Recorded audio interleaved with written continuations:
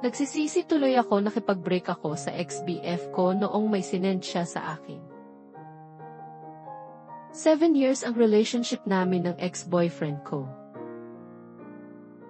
Madalas ko na siyang tanungin kung kailan ba kami ikakasal. Pero palagi siyang umiiwas o kaya sinasabi lang niya na maghintay ka lang. Hindi siya yung tipo ng lalaki na kayang makipag-usap ng seryosohan, puro gala, puro barkada, puro happy time lang. Ngayon, 30 na kami pareho pero parang na-stuck pa rin siya sa pagiging binata. Hindi ko naramdaman na may plano talaga siya para sa future namin. Siya yung mahal ko, pero napagod ako maghintay. Kaya nung dumating yung isang tao na seryoso, may direksyon sa buhay, doon ako na in love. Nakipag-break ako sa kanya nung na-discover niya about sa relationship ko sa iba. Sinabi ko sa kanya na hinanap ko yung taong may plano sa buhay at seryoso sa relasyon.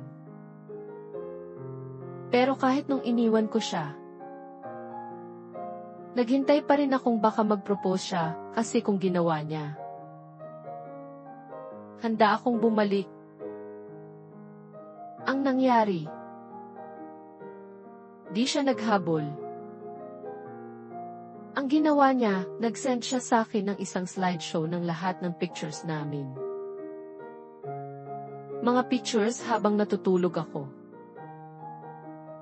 Mga stolen shots na nakatalikod ako at sa lahat ng yun, hawak-hawak niya yung singsing. 2 taon pala niyang tinatago at kinocompile yun. Plano na talaga niyang mag-propose pero hinihintay niya lang makagraduate yung bunso nila para tapos na responsibilidad niya sa pamilya niya at mag-focus na siya sa future namin. Nagsisisi ako nakipag-break ako. Willing ako bumalik pero ayaw na niya. Paano ba bumalik sa kanya, ako na ba magpo-propose? Sino ba mali, ako na di nakapaghintay? O siya na di naman niya sinabi na may plano pala siya magpakasal alam naman niya dahilan ng kipag-break ako. Kasi wala pa ring wedding proposal pero meron naman pala.